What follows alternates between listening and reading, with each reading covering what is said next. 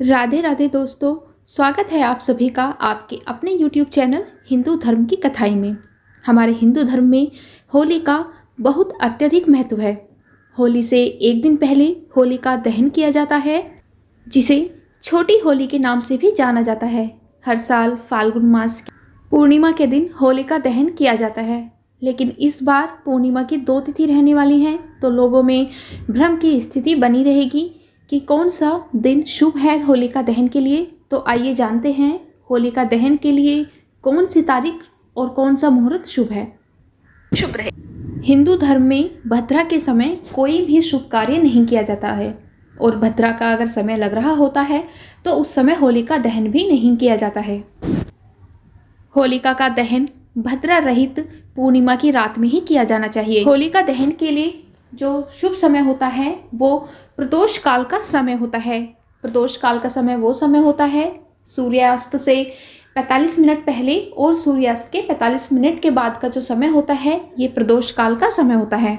इसलिए इस बार होलिका दहन का जो शुभ समय है वो 7 मार्च को है, क्योंकि जो भद्रा का समय है वो 6 मार्च की शाम 6:48 से शुरू होगा और 7 मार्च की सुबह 5:14 पर समाप्त हो जाएगा।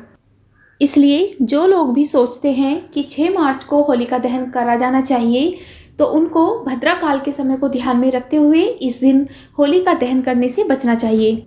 होलिका दहन के पीछे एक पौराणिक कथा है, जिसके अनुसार दानवराज हिरण्यकश्यप ने जब देखा कि उनका पुत्र प्रहलाद भगवान विष्णु के सिवा किसी और अन्य भगवान को नहीं पूजता है और न ही किसी की पूजा करता है, तो वह उनसे क्रोध हो गया और अंततः उसने अपनी बहन होलिका को आदेश दिया कि वह प्रहलाद को अपनी गोद में लेकर अग्नि में बैठ जाए। अब क्योंकि होलिका को यह वरदान प्राप्त था कि उसे अग्नि कोई भी नुकसान नहीं पहुंचा सकती, किंतु हुआ इसके ठीक विपरीत। होलिका होली की आग में जलकर भस्म हो गई और भक्त प्रहलाद को कुछ भी नहीं हुआ।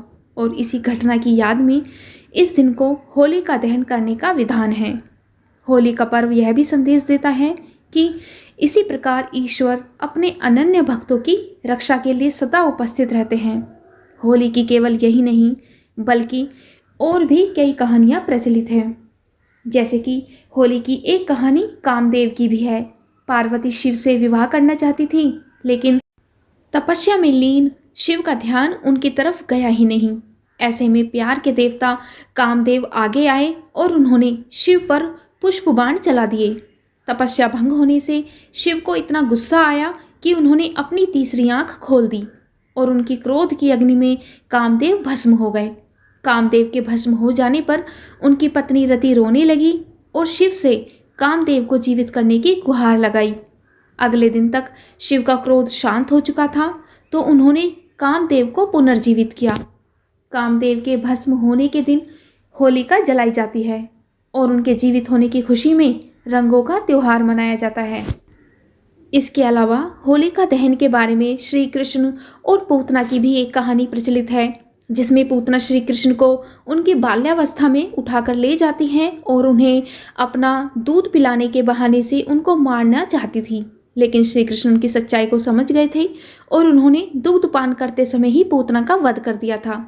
माना जाता है कि तभी से होली पर्व मनाने की मान्यता शुरू हुई है और अगले दिन रंगों वाली होली मनाई जाती है। होली का जो पर्व है वो बुराई पर अच्छाई की विजय का प्रतीक भी है। इस बार 7 मार्च मंगलवार को होलिका दहन किया जाएगा और 8 मार्च यानी कि बुधवार के दिन रंग वाली होली खेली जाएगी।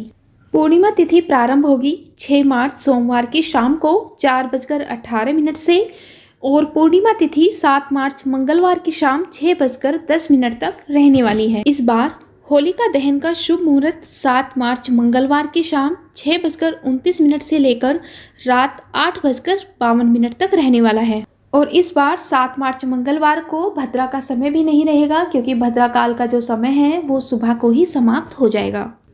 भद्रा काल का जो समय है वो 6 मार्च सोमवार की शाम 4:48 से शुरू होगा और 7 मार्च मंगलवार की सुबह 5:14 तक भद्रा काल रहेगा। इस बार होलाष्टक 27 फरवरी सोमवार से लग रहे हैं, जो कि 7 मार्च मंगलवार तक रहने वाले हैं। मान्यताओं के अनुसार होलाष्टक के समय में किसी भी तरह का कोई भी शुभ कार्य करने से हमें बचना चाहिए। अब आइए जानते हैं कि होलिका दहन के दिन हमें क्या करना चाहिए और क्या नहीं करना चाहिए।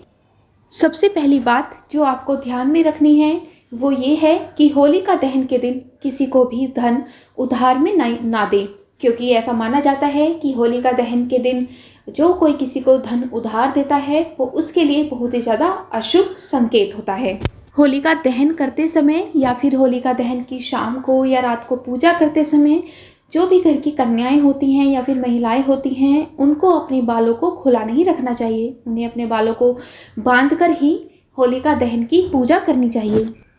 होलिका दहन की शाम को अथवा रात को अगर आपको सड़क पर या फिर रास्ते में कोई वस्तु पड़ी हुई नज़र आ जाती है तो आपको उसे ना तो छूना चाहिए ना ही उस वस्तु को उठाना चाहिए, क्योंकि ऐसा माना जाता है कि बहुत से लोग होलिका दहन की रात को टोने और टोटके आदि वगैरह करते हैं। तो इसलिए इन सब अशुभ प्रभावों से बचने के लिए हमें रास्ते में पड़ी हुई किसी भी चीज़ को ना तो छूना चाहिए ना ही उसे उठाना चाहिए।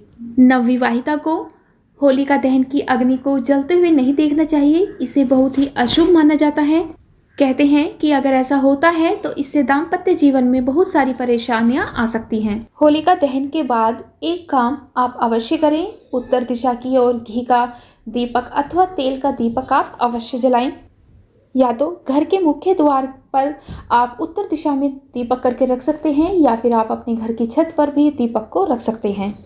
ऐसा माना जाता है कि दीपक जलाने से घर में जो भी नेगेटिव एनर्जी होती है वो घर से बाहर निकलती है और घर में सुख और शांति का वास होता है।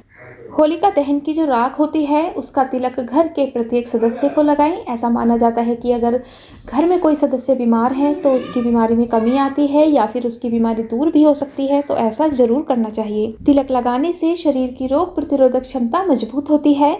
तो आज की वीडियो में इतना ही। वीडियो आपको पसंद आई हो तो वीडियो को लाइक और हाँ, चैनल को सब्सक्राइब करना बिल्कुल भी मत भूलिएगा।